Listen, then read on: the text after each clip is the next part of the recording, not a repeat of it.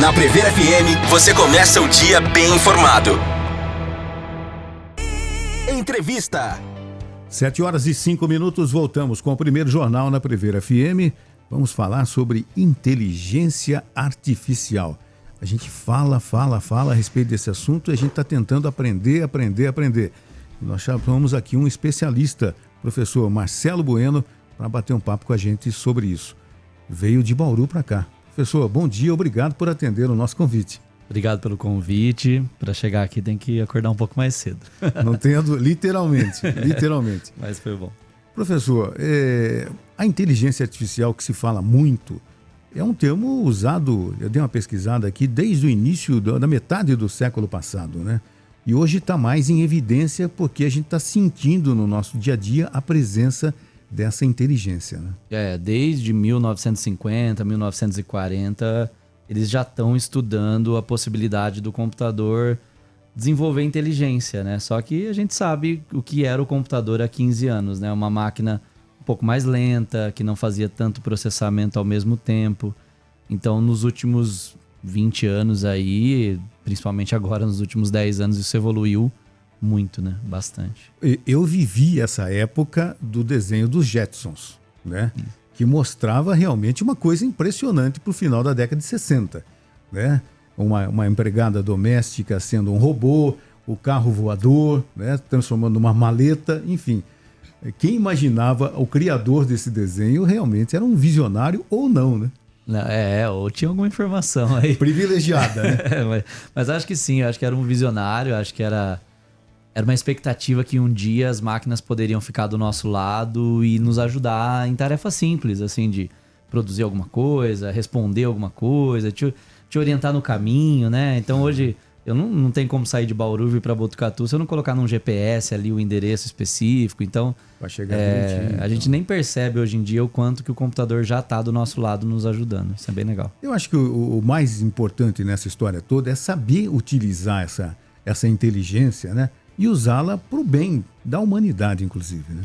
É que assim, nós precisamos nos adaptar, né? É uma tecnologia que, como a gente falou, ela começou nos anos 50, mas o ChatGPT, por exemplo, que é uma das principais e que está popularizando o termo, ela chegou em 2022, assim. Então, a gente está com menos de 2 anos aí de uma ferramenta robusta que pode nos ajudar, e aí a gente precisa aprender, testar algumas coisas também, né? E a dificuldade é que a gente aprende hoje, amanhã isso aí já ficou obsoleto, né? O ChatGPT mesmo, se você for perceber nos últimos 2 anos, ele já teve 3 atualizações importantes. Ele lançou uma versão 3, depois uma 3.5, agora uma 4O, que ele chama. Então, ele mesmo vai se desenvolvendo, vai se atualizando. E aí, o que você sabia já não serve muito para o momento que tem agora. Ou o que ele fazia antes, ele já faz agora muito melhor. Então isso é muito rápido, é bem mais rápido do que as outras tecnologias que a gente teve acesso até então. É impressionante e é difícil, né, para o ser humano comum tentar acompanhar essa tecnologia, né? Não dá, assim, eu acho que realmente nós precisamos focar um pouco. Vai ser uma época, para você ter uma ideia, eu fiz um estudo recente, já são mais de 5.200 inteligências artificiais disponíveis para a gente usar agora. Uma para gerar imagem, outra para gerar texto, outra para traduzir. Então, não tem como acompanhar essa agilidade. Então, pegar uma ou outra ali que serve para você no dia a dia, entender o funcionamento dela e ver como tirar o melhor proveito. Às vezes as pessoas não sabem que estão usando a inteligência artificial, né, que ela existe no nosso dia a dia, né, porque falam, olha, eu nunca usei esse termo, essa terminologia, mas ela está presente quase que no nosso dia a dia, de maneira simples e agora mais abrangente, né? Já faz um tempo que os celulares, os computadores já estão atuando com inteligência. Um exemplo simples que a gente tem em casa, quando assiste um Netflix, por exemplo, e termina um filme, ele recomenda outro filme para você. Aquilo ali é uma função de inteligência artificial, uma máquina aprendendo de acordo com o que você gostou, ele te entrega outros conteúdos. E no dia a dia, um reconhecimento facial, um reconhecimento de biometria, isso tudo tem uma máquina que aprendeu a fazer alguma coisa. Ela não é automático como parece, né? Então a gente já está usando faz um bom tempo, sim. Alexa é um exemplo disso, né? Impressionante. É um outro exemplo. Você vai, comunica, faz uma pergunta, responde. é que o salto do que a gente tinha para uma Alexa para agora, que a ferramenta tem até uma memória, né? Se você falar com ela e falar, não foi isso que eu quis dizer, ela sabe o que você quis dizer anteriormente. Então isso é muito curioso. Muito legal. E tanto a gente tem usado que até nas Olimpíadas está bem presente a inteligência artificial. Ela está sendo usada aí para dar resultado, enfim. Então, bem comum, né? A gente fala assim, tudo que for uma grande quantidade de dados... pensa assim, né? Para quem está ouvindo a gente, uma grande quantidade de dados que precisa ser processado em tempo real, com muita agilidade, a inteligência artificial vai fazer mais rápido, né? Do que a gente ter que olhar. Então... e são microdados. Imagina numa competição, você tem cada sensor apontando para alguma coisa. A inteligência artificial vai conseguir fazer isso com mais agilidade. E você falou até das recomendações da Netflix. Como funciona o aprendizado dos algoritmos? Hoje em dia também isso é uma coisa interessante. A gente perdeu a noção de quantos dados a gente fornece. Então, eu vou dar um exemplo simples. Você assistiu um filme. Se você pausa esse filme, uma série, por exemplo, se você assiste tudo de uma vez, você passa uma mensagem para o Netflix. Se você assiste esse que está na categoria aventura, depois assiste outro de aventura, depois assiste outro de terror, a gente fala que o Netflix ele tem um conflito interno, porque ele quer te oferecer um filme com mais comédia, mas ao mesmo tempo ele quer te oferecer um filme de terror, para ver se você também, de repente, gosta. Então ele fica naquela luta constante de entender os seus sinais. E a partir dos seus sinais, ele fala, não, ela deve gostar desse conteúdo. Aí ele percebe que você não clicou, então não, ela não gostou desse conteúdo. Se eu trocar a capa, né? O Netflix tem um processo de trocar até a capa do filme. Porque, de repente, com outra capa, você pode gostar um pouco mais. Isso no caso do Netflix, né? No caso de rede social, é um pouco mais fácil de entender. Tudo que a gente faz é rastreado, assim. Eu abri o Stories da rádio, vi 10 segundos, mas tinha 60 segundos. É um sinal. Eu acordei cedo... e eu pulei o Stories da rádio, isso é um sinal. Ele começa a detectar, e o Facebook mesmo fala isso, a gente detecta milhares e milhares de sinais antes de decidir o que é relevante para você ou não. Já aconteceu comigo várias vezes, e eu acredito que não seja coincidência. De repente, eu estou conversando com a minha mulher, eu quero comprar uma máquina de lavar, a mais moderna, aquela que lava, seca e higieniza. Mas eu não entrei, eu não pesquisei em nada, eu não mexi no celular, estou conversando com ela. Agora. Estou conversando com ela ali. De repente, não mais que de repente, eu pego o celular minutos depois, né? E aparece ali uma oferta de uma máquina que lava, que seca, que higieniza. Eu falei, gente, eu estou sendo observado literalmente. Estamos. Já faz um bom tempo também que estamos. No processo do celular, ele fica atento àquilo que a gente está falando. Realmente é oficial, assim, não é nada... É que eles acabam não divulgando com muita ênfase, mas isso eles avisam. No Google mesmo tem uma ferramenta que você consegue ouvir os trechos de áudio que ele já captou do seu celular. E aí é engraçado porque ele não capta essa conversa inteira, ele capta frases soltas. Então ele capta máquina de lavar, ele capta comprar, ele capta uma coisa muito específica e aí ele entende, aí a inteligência da máquina também, o contexto, né? Então a máquina de lavar ele pode estar interessado. E aí, uma vez eu pesquisei, levantei no computador, assim, eu ouvi microáudios, assim, da minha fala. Então, tinha uma palavra, um exemplo, né? Máquina, lavar, viagem. Então, por isso que eu falei que a inteligência artificial consegue administrar essa quantidade de dados infinitas, assim, né? Que a gente não consegue nem ter noção. E nem ter o controle do quanto o que a gente fala é absorvido pela máquina, né? Hoje em dia, nem ter o controle. Hoje em dia, a gente... precisa tomar um pouco de cuidado com isso, mas a gente realmente está refém de uma tecnologia que ouve, que indica produto e que vai ficar forçando ali até você comprar esse produto. Então, quer dizer, se eu estou em casa com a minha mulher lá, eu vou falar alguma coisa, eu levo o celular para longe, o celular dela para longe, eu não falo perto da televisão. Se eu tenho Alexa, eu não falo perto da Alexa, dou uma olhada no ferro elétrico, ele tá com uma carinha estranha. Eu me escondo no armário. Falo assim, então, o que a gente vai comprar a máquina? Ele tá né, se o ferro piscar ali, é que ele já detectou gente, que loucura, né? Que loucura que é isso. Mas assim, na defesa deles, o que eles acreditam, né? Que toda a experiência da internet, ela pode ser um pouco personalizada para você. Entendi. Então não é mais uma mesma internet para todo mundo. Então, talvez ali você queira saber um pouco mais da Olimpíada, talvez eu queira saber um pouco menos da Olimpíada. Então, aquele sinal que você dá no Instagram, quando aparece um vídeo da Olimpíada e você assiste, significa que você quer receber mais conteúdo daquilo. Tá. Né?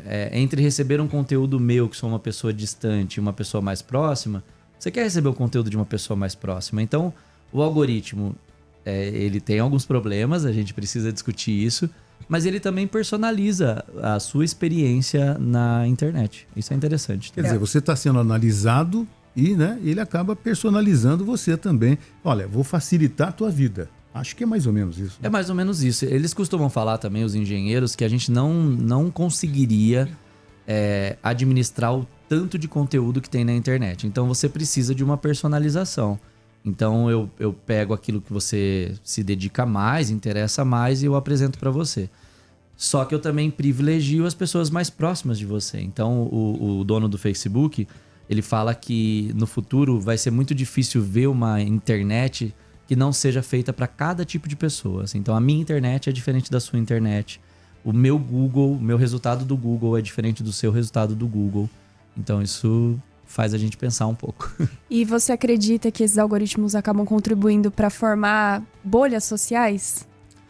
Muito. Tem uma teoria já de uns 20 anos aí que chama o filtro bolha, né? Tem até vídeos na internet sobre isso. Que aí acaba isolando a gente. Então agora você pode ter uma percepção que tá todo mundo falando da Olimpíada. E tem gente que não gosta da Olimpíada, mas na sua bolha tá todo mundo vendo os jogos, tá todo mundo... Então você sai por aí repetindo, fala, nossa, o Brasil parou para ver as Olimpíadas. Tem gente que não parou, tem gente que nem sabe que começou. Verdade. Então é muito difícil você chegar a essas conclusões. Só que no caso das Olimpíadas é uma coisa tranquila entre quem assiste e quem não assiste. Agora, quando você se isola das outras opiniões, né? Você tem, por exemplo, no caso de fake news, você acredita numa coisa que não é verdade e fica dentro daquela bolha, aí começa a ser prejudicial, né? O Márcio falou de deixar o celular longe, falar dentro do guarda-roupa, escondidinho e tal. O Leandro, ele ficou grilado aqui também. Ele falou, ele pediu para perguntar se o celular capta as nossas conversas, mesmo se ele estiver desligado, que ele ficou realmente preocupado com isso. Olha, desligado eu não tenho informação que ele capta, não. Talvez seja um bom caminho. Mas assim, ele vai ser ligado em algum momento, né? E aí, nós também não controlamos a nossa... Por exemplo, no caso da máquina de lavar ali... A gente não controla os assuntos que a gente vai abordar durante uma conversa. Os assuntos, o que as pessoas vão falar pra gente, aquilo que você vai olhar. Nessa página que o Facebook divulgou recentemente na União Europeia... Ele fala de ele dá um exemplo de como ele capta cada sinal que você faz no Instagram ali, como eu falei. Então, o fato de você acordar, abrir o Instagram, ele já tá analisando o que você vai ver. Então, de repente, a hora que eu acordo, eu vejo mais sobre comida. Então, ele já sabe que amanhã, ao invés dele me apresentar um exercício físico, ele vai me apresentar comida, porque eu tenho uma tendência a continuar. E outra, ele quer que eu fique no Instagram, né? O Instagram quer que eu fique no Instagram. Então ele vai me apresentar conteúdos para me prender ali. É uma ciência interessante, né? Estamos estudando bastante sobre isso, mas ela realmente tem hora que nos assusta um pouquinho. O que a gente observa, né? Que a evolução é muito rápida. Eu me lembro de há uns 20 anos atrás eu apresentei um evento de uma casa inteligente, né? Então a demonstração, eu chegava num ambiente escuro, eu falava, boa noite, casa.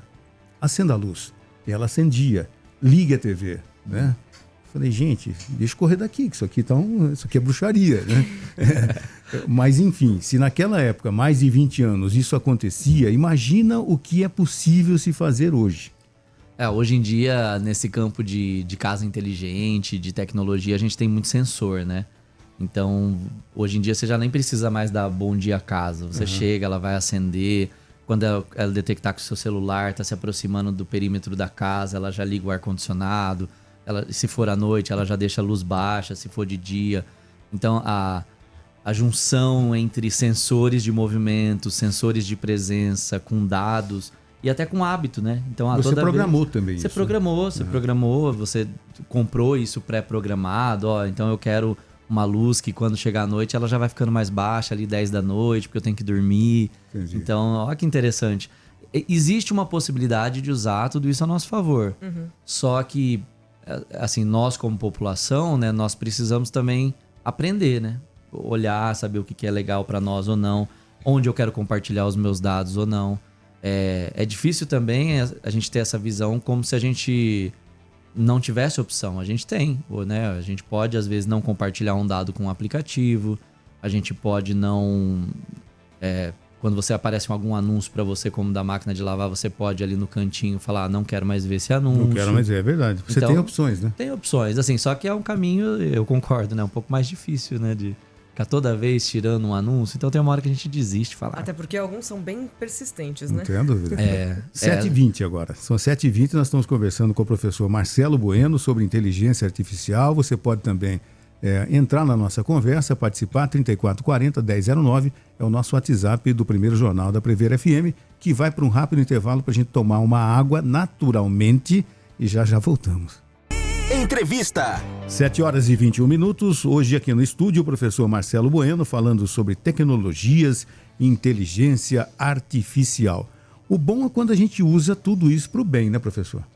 É o desafio que está colocado, né? Nós temos muita tecnologia, eu acho que a humanidade nunca teve à disposição tanta tecnologia. Nós, como trabalhadores da área da comunicação, da pesquisa, nós temos muita coisa disponível para ler, né? Conhecimento está aí para todo mundo. Hoje em dia você pode fazer um curso em Harvard na sua casa. Uhum. Agora a questão é realmente saber usar isso pro nosso bem, para nossa evolução, né? Eu já perguntei isso para um outro entrevistado. A pessoa que ela não tem celular, detesta computador, ela não vive esse mundo tecnológico, o que acontece com essa pessoa? É uma preocupação, porque a sociedade está desenvolvendo em torno da tecnologia e essa pessoa acaba ficando isolada.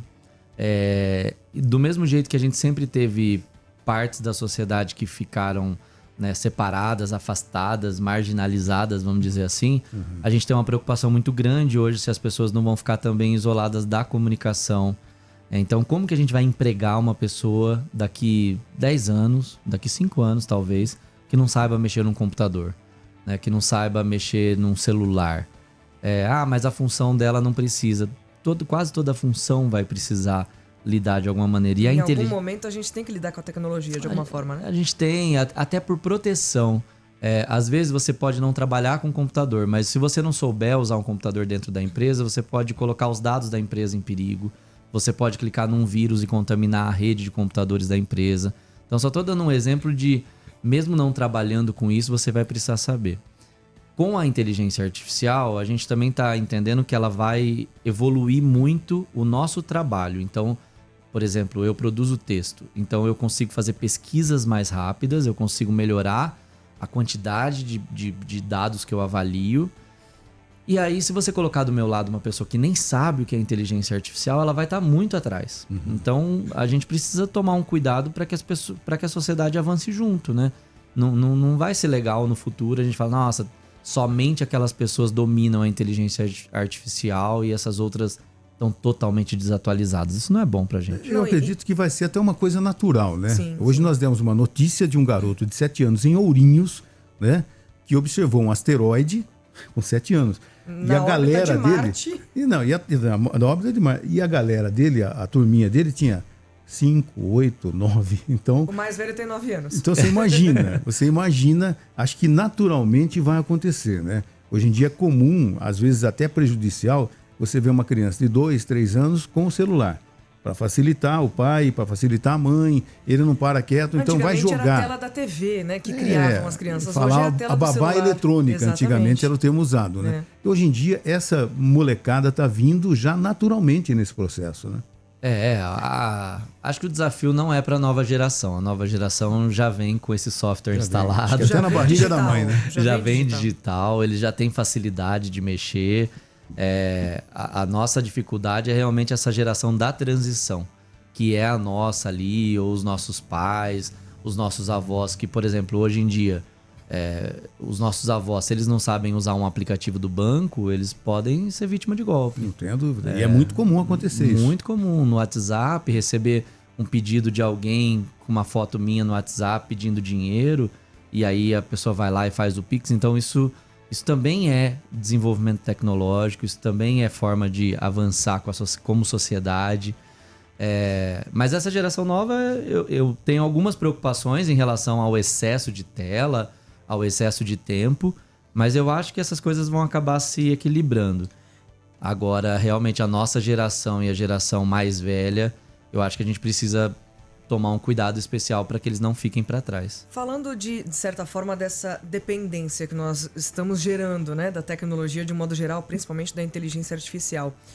A gente teve recentemente um apagão cibernético, né, que impossibilitou voos de avião, aplicativos bancários e tudo mais, né? O que aconteceria se a gente...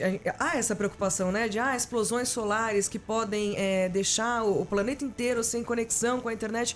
Existe essa preocupação? E o que seria da humanidade um dia inteiro, por exemplo, 24 horas sem internet, na atual dependência que a gente tem?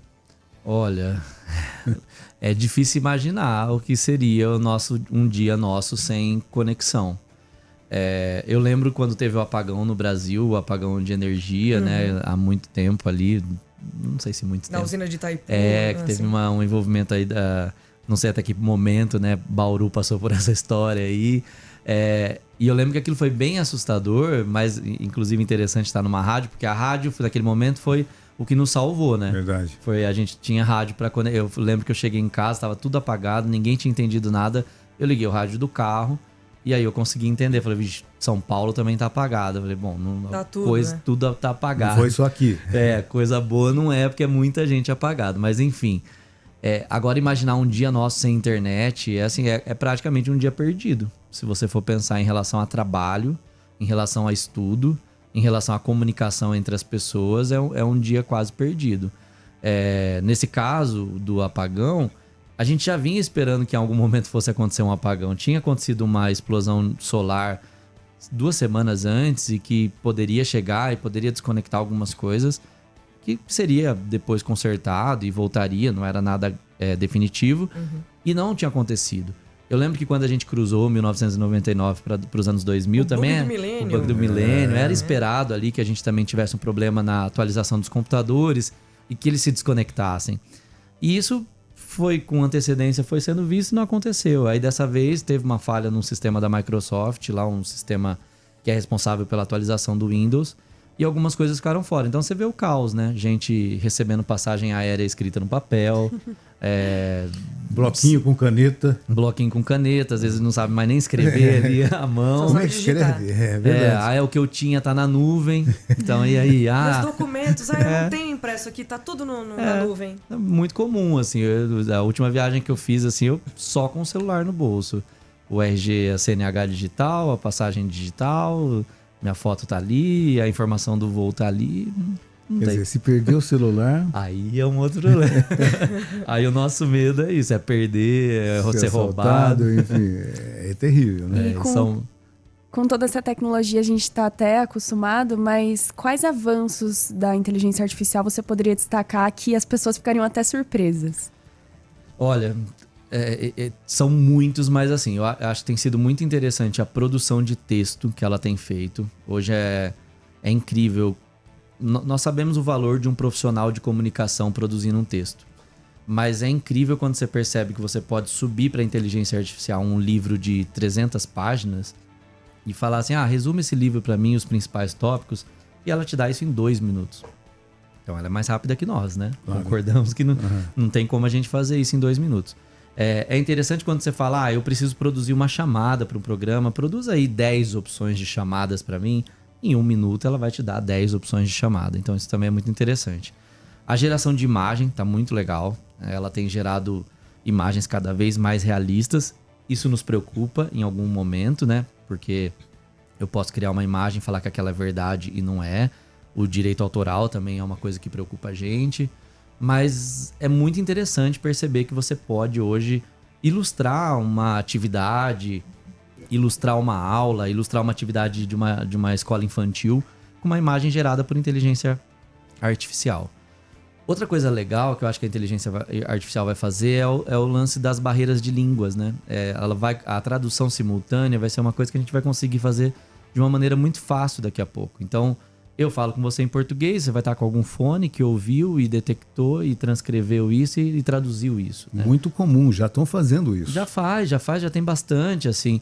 Eu fui para um evento no começo do ano que era em inglês, eu coloquei uma inteligência artificial que ficava com o celular ligado, ela ouvia a mesa de debate inteira, ela identificava cada uma das vozes e transcrevia.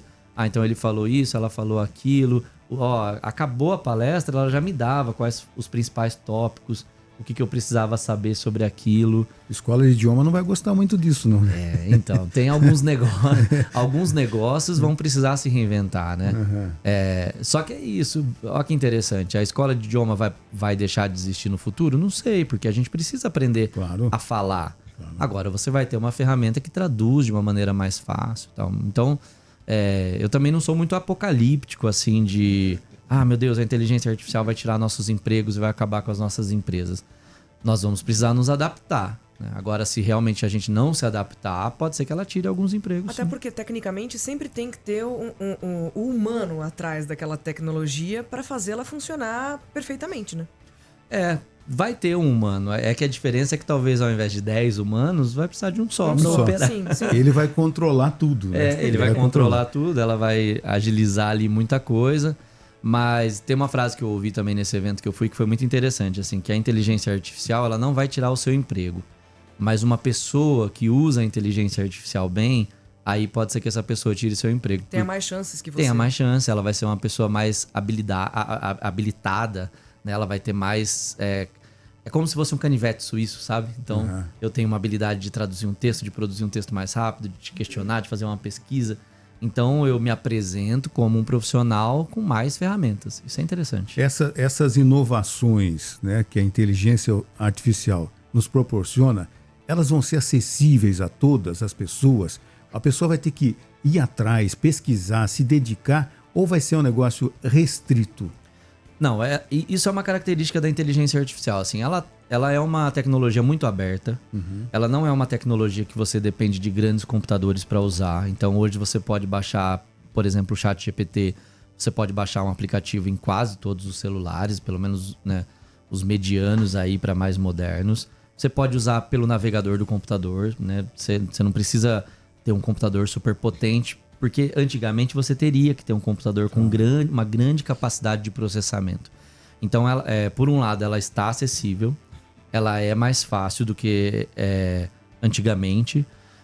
Ela não é uma linguagem de programação, ela não é só em inglês, ela opera em português. Então, eu acho que ela é muito mais acessível hoje do que a tecnologia passada.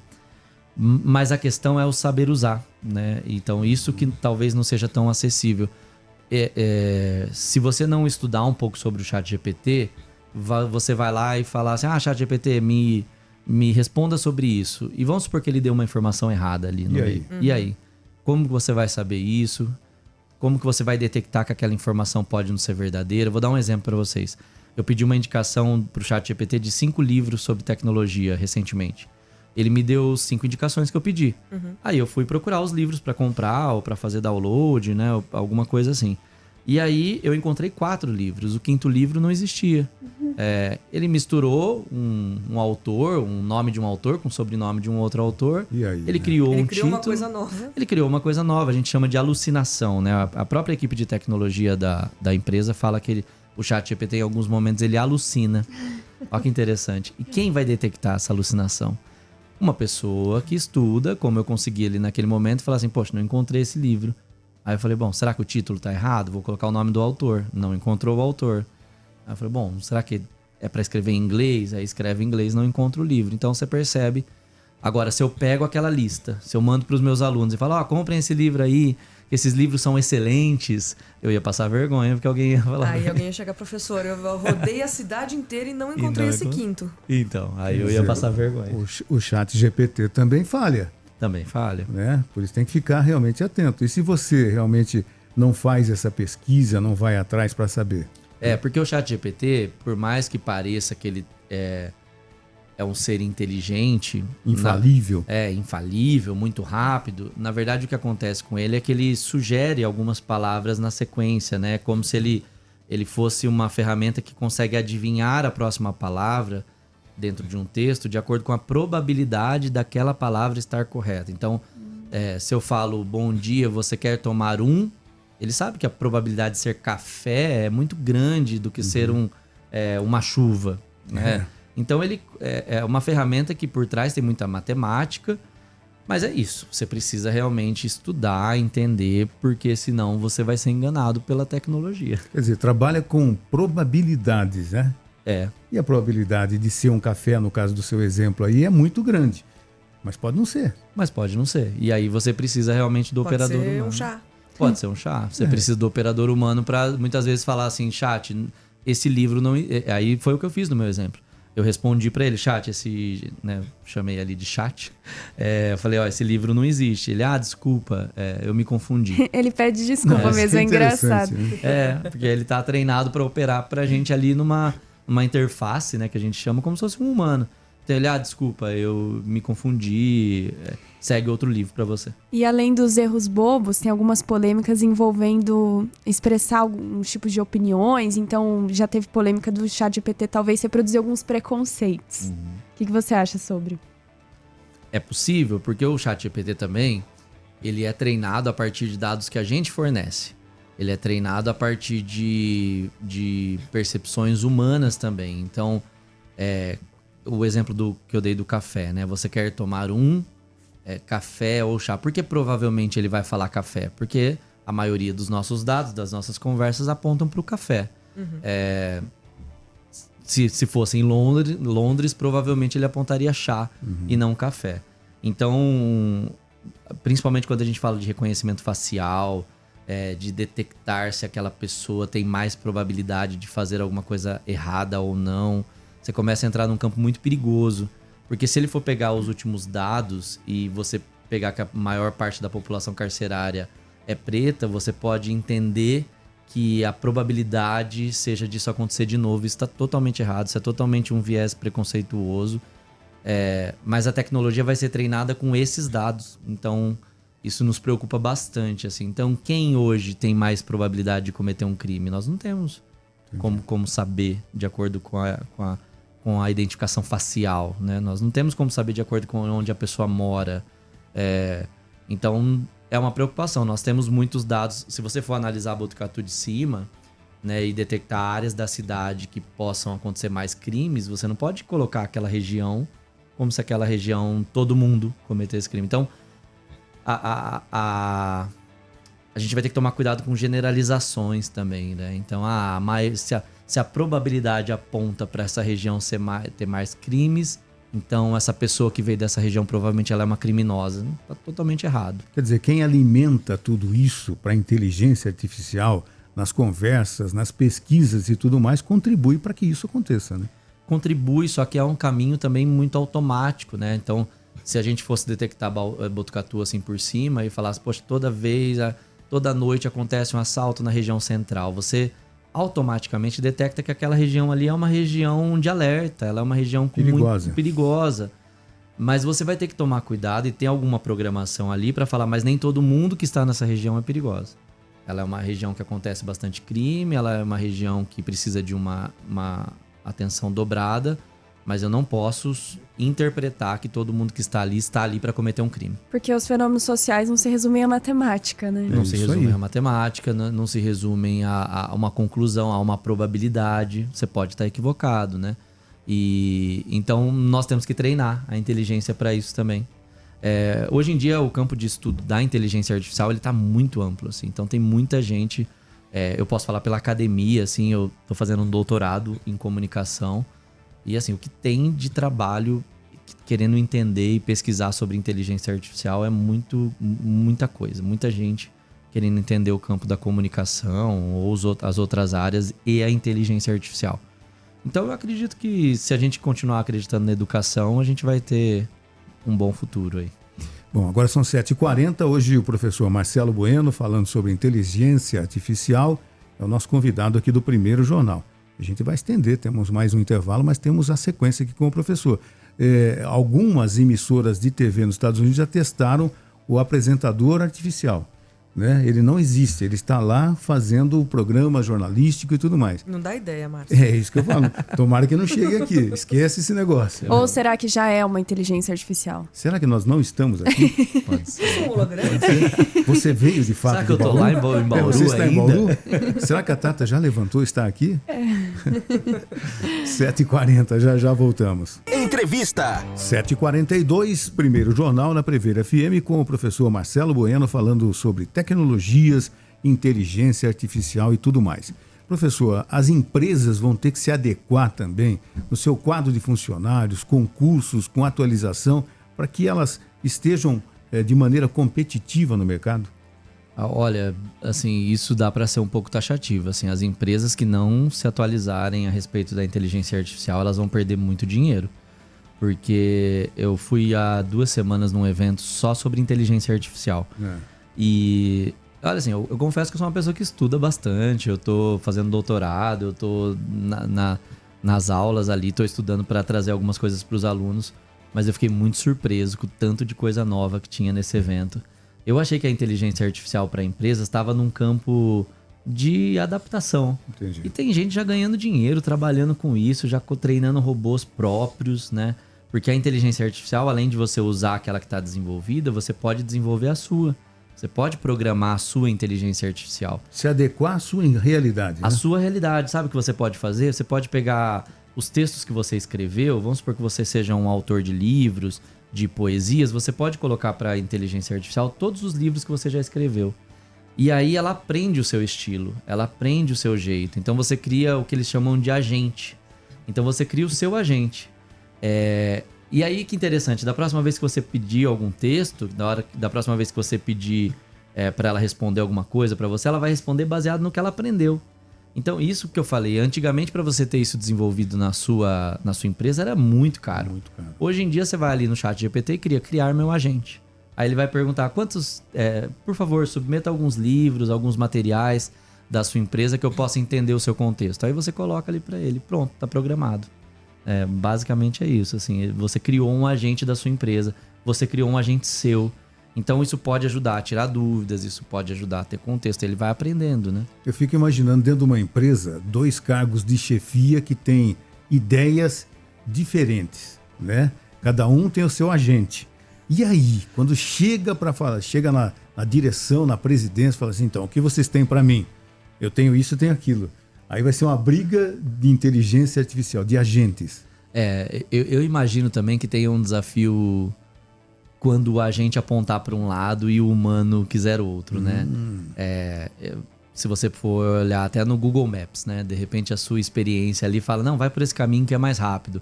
Não, mas o Google Maps está mostrando pra gente ir pro outro caminho. E aí, vou arriscar, vou contar com a sua opinião ou vou contar com a tecnologia?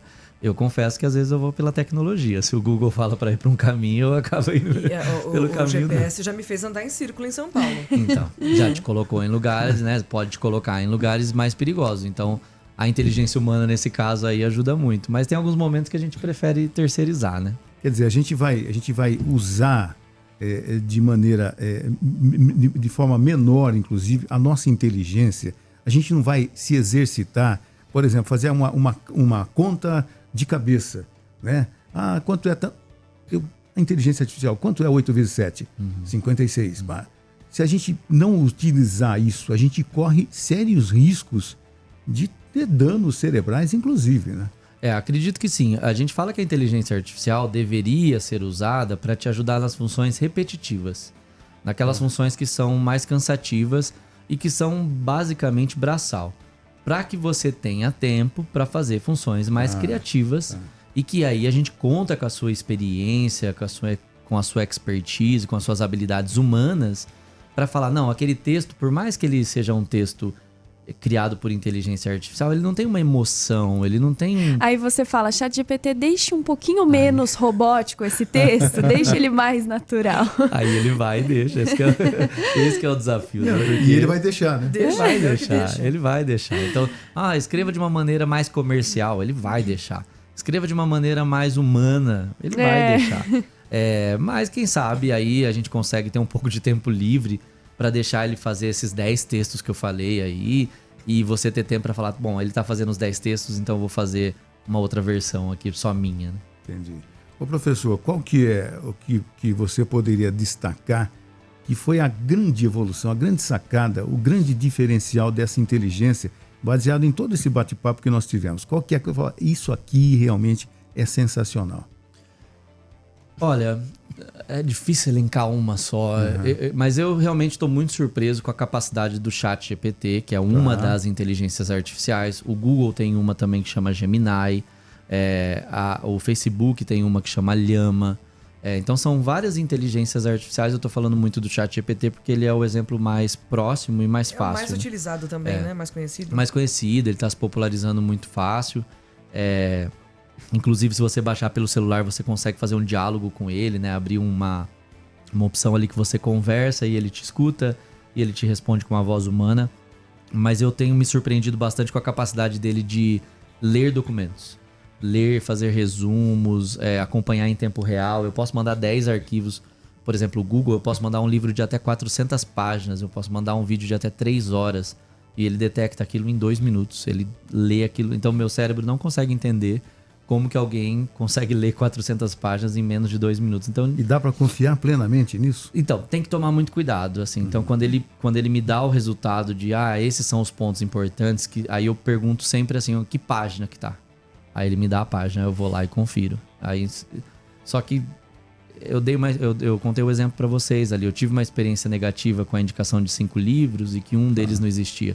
Mas eu acho que outras centenas de experiências positivas de que tudo que ele me entregou existia, era real. Há mais acertos do que erros. Muito mais, assim. Então, esses dias eu ouvi uma frase interessante. Falou assim, quando você criou o avião, você também criou o acidente de avião. Quando você cria o carro, você também cria o acidente do carro. Então, toda a tecnologia vem também com algumas dificuldades e vem com alguns problemas. Por isso que nós estamos numa fase que é interessante a gente se adaptar, tá aberto para aprender, né? Aprender sempre e tentar, né? Descobrir os limites, né? Mas realmente eu não excluiria isso da nossa humanidade, porque eu acho que a gente vai avançar muito nos próximos anos. E, professor, sobre regulamentação da inteligência artificial, qual você acha que é o caminho para o Brasil? Como tem sido isso na política, o que tem se debatido? Já tem sido debatido uma lei de regulamentação muito parecida com o que a Europa aprovou. Ela toma alguns cuidados interessantes com o direito autoral, que eu acho que é uma coisa que nos preocupa. Então eu dei o exemplo para você sobre criar o seu agente. Eu posso pegar uma poesia que não é minha, eu posso pegar toda o histórico de poesia de um autor e criar o meu agente com a poesia do outro. Então eu posso pedir para o ChatGPT fazer um desenho com base no direito autoral e no estilo de um outro artista. E aí, quem vai pagar esse artista? Quem vai reconhecer isso? Então, já está sendo discutido. O Brasil, principalmente na questão de dados, ali, de proteção de dados, é um país avançado. A gente tem uma regulamentação muito legal para isso. E está em discussão, né? Semana que vem tem um encontro em Brasília, que eles vão falar mais um pouquinho sobre o panorama de tecnologia. Inclusive, está disponível na internet, vai ser uma conferência. Depois posso passar o link para vocês. Para tentar entender e ver o que teremos de regulamentação para o Brasil. Mas parece que se a gente se basear na lei que foi aprovada na União Europeia, é interessante, assim, vai proteger um pouco os nossos dados, vai proteger um pouco mais o desenvolvimento e não vai barrar que esse desenvolvimento avance. Isso eu acho que também é importante. Não... A criação das deepfakes, né? A modificação de imagens, fotos ou vídeos a fim de enganar alguém, né? Principalmente nessa época eleitoral, né? Exato. Então, a criação ali de imagens e tudo mais, normalmente usa-se a imagem de uma pessoa famosa, mas a gente tem notícias de uso de voz, às vezes, de pessoas comuns. Há como se proteger? Isso vai ficar para a legislação também, para essa regulação, ou não? Vai ficar para a legislação, mas eu acho que não tem o que fazer. Porque... como a gente sabe, a legislação pode até proibir você de pegar a sua voz que está disponível na rádio, submeter para uma inteligência artificial e fazer cópia. A gente pode até proibir que isso aconteça, mas o avanço tecnológico em relação a isso não vai parar. E não tem como você... O que eu quero dizer é assim, alguém vai desenvolver uma inteligência que pega a sua voz, que replica a sua voz e que disponibiliza a sua voz para fazer outros textos a partir de um texto que você copia e cola no sistema. Mas a lei vai proibir, mas não vai conseguir escapar. Então, em algum lugar ali na internet você vai conseguir acessar essa ferramenta que vai usar a sua voz para isso. Essa deepfake que você falou, né, que é pegar o rosto de uma pessoa e colocar na boca dela um outro movimento com a voz dela. Então pega um jornalista, você coloca na boca dele se mexendo, falando de uma coisa que ele nunca falou.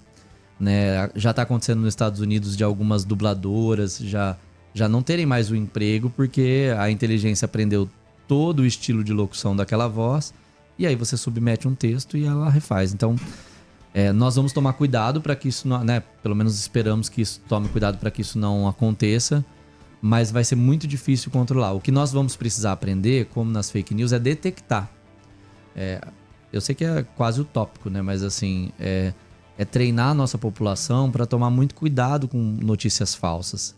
E quando a gente fala de notícias falsas, isso tem que vir lá da escola infantil, sabe? As próprias crianças precisam aprender a detectar uma fonte fidedigna de notícia, detectar se aquilo é exagerado demais, se aquilo é verdade, vou ver se... então vou procurar aqui para ver se aquilo lá é real. Então, eu sei que é difícil, mas não é impossível, né?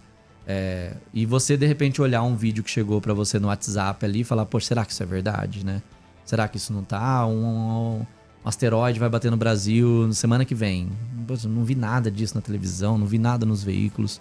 Mas aí que tá, professor. Nós tivemos experiências em 2 campanhas eleitorais aqui no Brasil, né? O paraíso das fake news, e as pessoas acreditam facilmente, né? E disseminam. Disseminam. Aquele grupo familiar no WhatsApp do tiozão do pavê que passa para todo mundo. Olha, gente, aconteceu. Eu vi o professor falando, é ele mesmo. Tal. E aquilo lá vai passando e o seu sobrinho acredita, e a tia acredita, e a madrinha acredita, e de repente todo mundo acredita naquilo que é uma fake news. Vai ser o principal desafio nas eleições esse ano, pode ter certeza, né?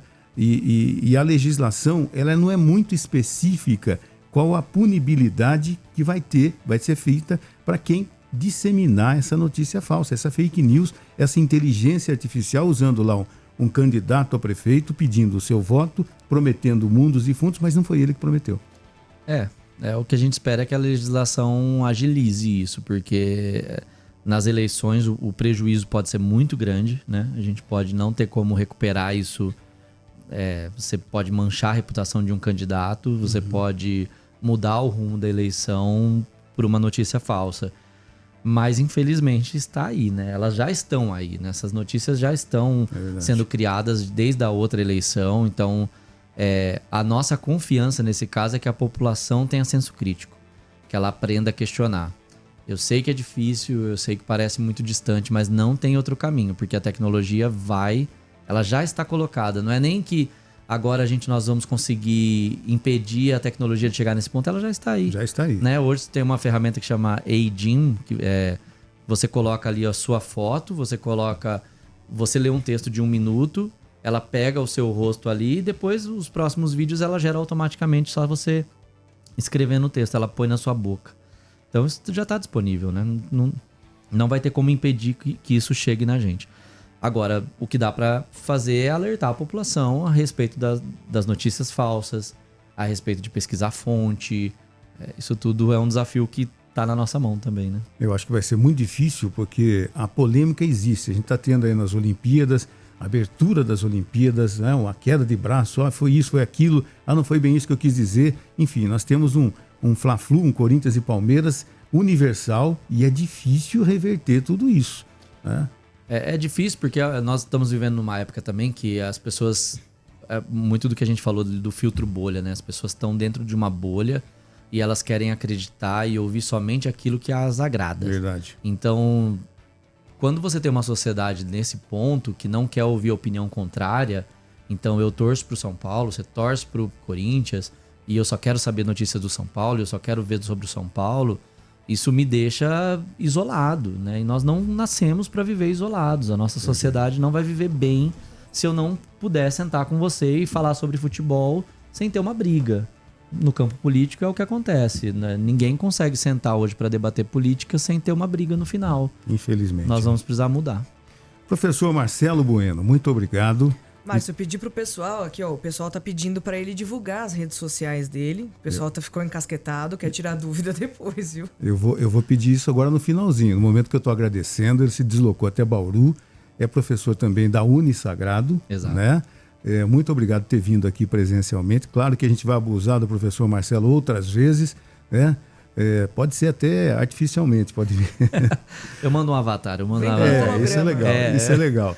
E passe os seus contatos e passe também um endereço confiável para que as pessoas possam também tirar dúvidas.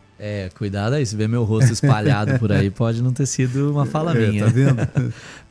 Eu sou o Marcelo Bueno, no Instagram você consegue encontrar Marcelo Bueno J, no Twitter é Marcelo Bueno, no LinkedIn é Marcelo Bueno, então contatos profissionais ali fica um pouco mais fácil no LinkedIn. E pode escrever, pode mandar dúvida também. Eu acho que essa área, eu tenho procurado também produzir mais conteúdo sobre inteligência artificial, falar mais com as pessoas sobre isso, porque eu acho que tem muita dúvida, tem muita gente que quer aprender a usar no dia a dia, né? Tenho levado para os alunos também, e como um desafio, gente, vamos ver como que a gente consegue fazer isso usando um pouco de inteligência artificial. Sem medo também, né? Não precisa ter medo. Né? É isso aí. Muito obrigado, professor. Muito obrigado.